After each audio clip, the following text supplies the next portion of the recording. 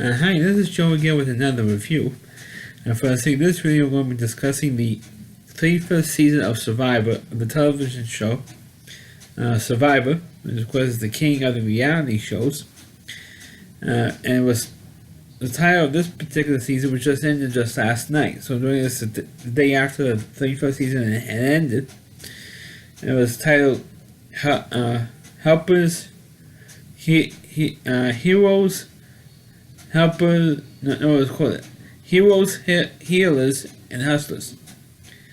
That doesn't mouthful right there. Heroes, Healers, and Hustlers.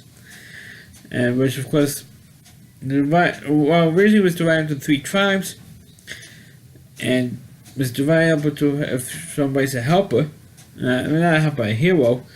Somebody like one of them was Joe, was one of the colorful characters of the season.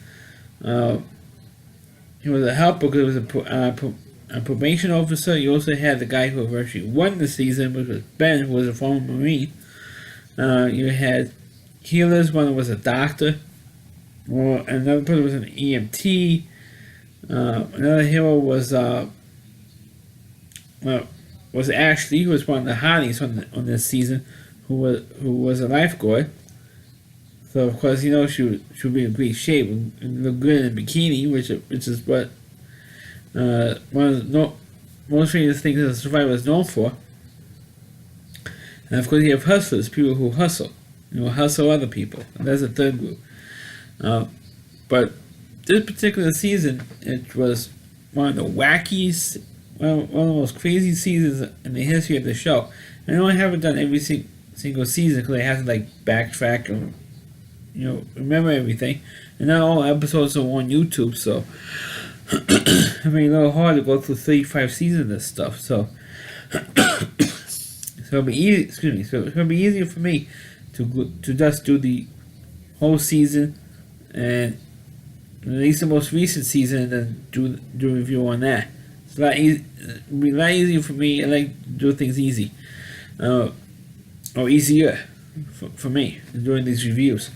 What I mean by crazy is that they had so many advantages, so many immunity idols, so many secret immunity idols.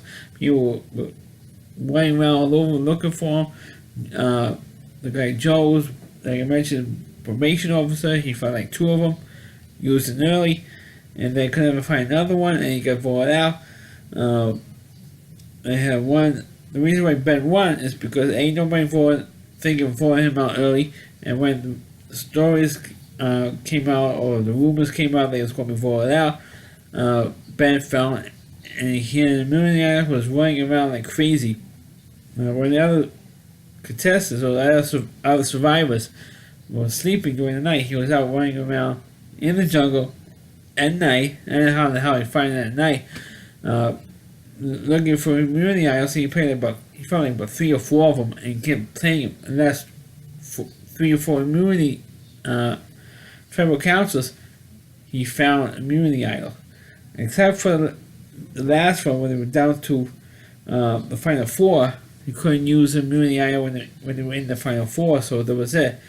And he had a chance. They had a chance to vote him out. I remember they put a twist on it that he could be voted out. Because he did a fire making challenge, and the one Chrissy, who won 4 immunity idols, which immunity challenges, I should say, who was the last woman standing, and she wasn't bad looking in a bikini either, to tell you the truth. She won 4 immunity challenges, and which tied the record by a woman contestant by winning 4, and they never mentioned who the other women were, which stinks, to tell you the truth. Who the other women were who won the 4 immunity challenges. I think it happened about 3 or 4 times. That woman has won 4 immunity challenges. They never mentioned who the other women were. Jeff Probst never mentioned it. But you're going to get into it in a minute, because the big criticism I have of the finale, which you'll eventually get into. But So the twist was for the last tribal council, we down to like 4 people. So okay, which ones do I take with me for the final 3 votes? For the final 3, because once again they did the final 3. I mean, I liked it better when they used to have those 2 contestants. It would be a lot easier, and they kind of changed the questioning in the final tribal council. And changed the questioning on that. Instead of each jury member, I'm getting ahead of myself. So Chrissy, since she won the last immunity challenge. Excuse me, my stupid sinuses are acting up now in the middle. What happened was, in the last tribal council, last immunity challenge, Chrissy won, and she got an advantage. And okay, instead of doing it a regular vote, for the final 4 contestants, Chrissy picks which one of the 3 people who did win the immunity, which one of the 3 she wants to pick is the guaranteed spot in the final 3 along with her, and the other 2 contestants had to fight it out in a fire making challenge. So she picked Ryan, who was this little skinny little guy. He was so skinny that during one of the challenges his heart was being out of his chest. I mean, literally, you could see his heart being out of his chest, literally. And all that stuff like that only happens in cartoons, like the old Looney Tunes cartoon, those Bugs Bunny cartoons and stuff like that. And the thing that would actually happen to somebody, and it was with Ryan. So the other 2 was Ben and Devon was the final 2. So okay, which one would be the best to defeat Ben and get him out? Well, Ben was determined to win, and he won the final trouble, the fire making challenge, and of course he eventually won the $1 million. Of course, Chrissy got like 2 votes. There was like eight people left on the jury, so you had Chrissy got 2 votes, so she finished second because she got 2 votes. Ryan got 1, so and Ben got the other 5. So that's how it went. At least nobody got shut out. One thing I always say, and it happened quite a bit, when you had the final 3 instead of final 2, there's one of the 3 contestants, or if not both contestants who didn't win, got like 0 votes. And I'm glad that the other 2 contestants got something. But the problem I had with the finale last night was that it went on way too long. What I mean by that is when Survivor first started back in 2000, and it ran on for a few years, until when Jeff Probst began to host the live reunion show, the show was jammed into 2 hours.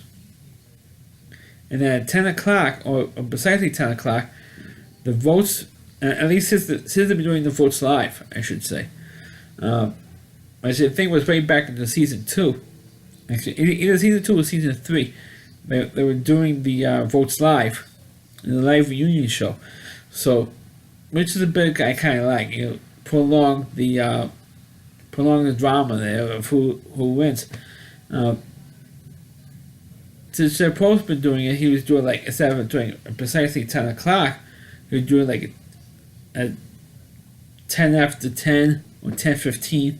This time it was almost like 10:30 by the time he read the votes. So it was like literally 2.5 hours of just the final episode. Just about 2.5 hours. And the thing that became annoying, which Jeff Probst has been doing since for the last couple of seasons, was actually when you have the live reunion show in LA. It used to be like almost like every other season. He would do one season on the final live reunion show in LA, and the next one will be here in New York. But they haven't been doing that for I think since David Letterman left. Doing a show at the Ed Sullivan Theater, that they stopped doing the live reunion show here in New York. But they're doing it, and you have instead of showing the episode right away, you have Jeff Probst for about like 3 or 4 minutes.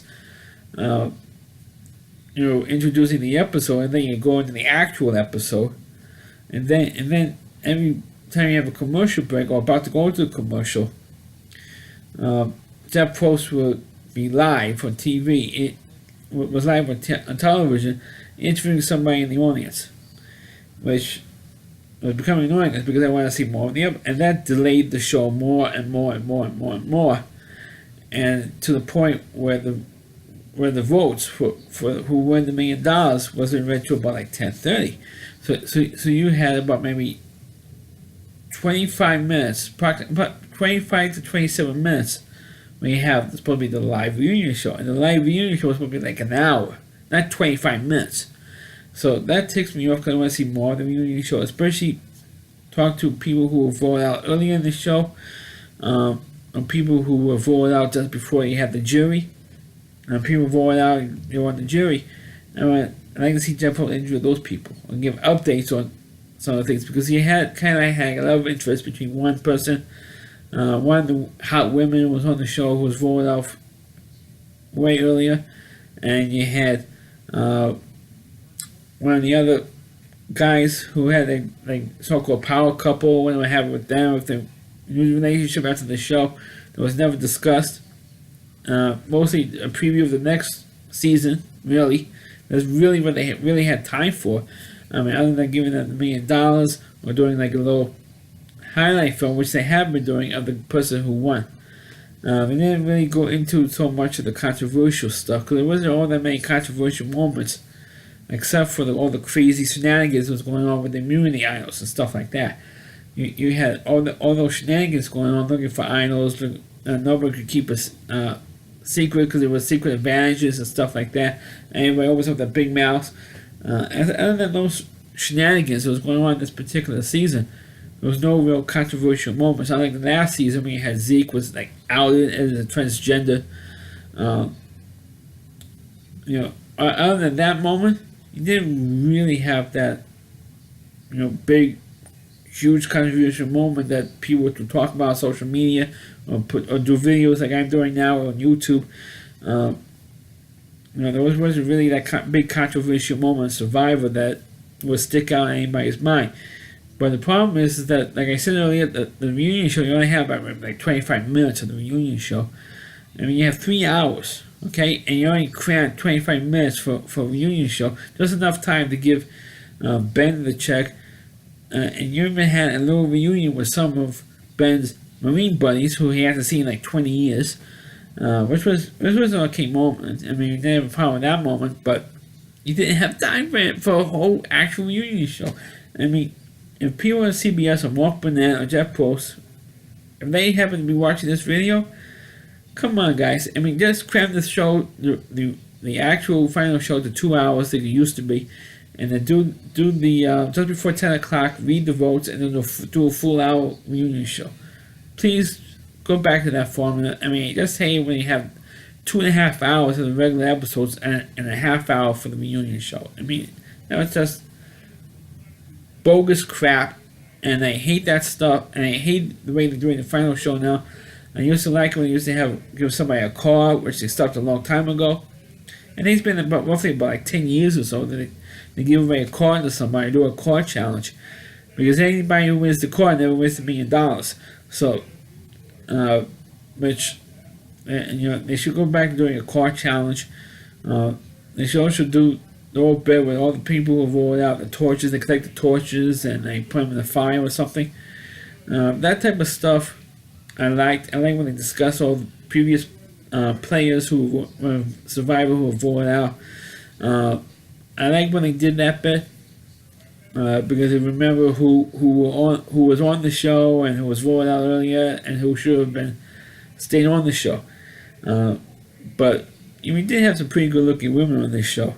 Like I mentioned earlier, you had Ashley, who was a lifeguard. You had Chrissy, who was not bad looking either, even though she pooped her guts up in the first immunity challenge. You had the other woman who was involved with the so-called power couple who was voted out early. I forgot her name. But for the most part, I didn't really have too much of a problem with this particular season. Just that I was hoping that Chrissy would win and not Ben. but I kind of figured the Ben will win because they kept getting all those stupid immunity idols and kept playing him and every single tribal councils to stay alive. And if he didn't look for those idols, he would have been out a long time ago, and there's no way in hell he would have won. And feel that if he wasn't there in the final three, I think Chrissy might have won. But another criticism I made, I didn't have a problem with the season. It was a pretty good, entertaining season, and the next season for Survivor, which probably was either February or March. They didn't give a date when the season's going to start. They're going to bring back a whole bunch of former players. I don't know how many. They didn't mention which former players particularly. I think maybe two. One for the season just ended, and of course the most famous dumb contestant, Eric, who gave his immunity necklace to somebody else, and he was immediately voted out. That's on the types of contestants that's going to be for this coming season. Contestants who made the biggest dumbasses on Survivor history, who made a dumbass move and ended up getting voted out for it. Those are the contestants that's coming back for this. For the next season 36. So let me review of Survivor 35, or season 35 of Survivor. Heroes, helpers, and hustlers. Please click on the video. Please rate it. Feel free to comment on it. Please subscribe to my channel, and please forward this video to your Facebook pages. You can check out all my videos on my YouTube channel at valuec.com. There's over WDY.com. There's a homepage and reviewer Chris Neemore, and please check out all of his videos on his website. Thanks for watching, and catch you next time.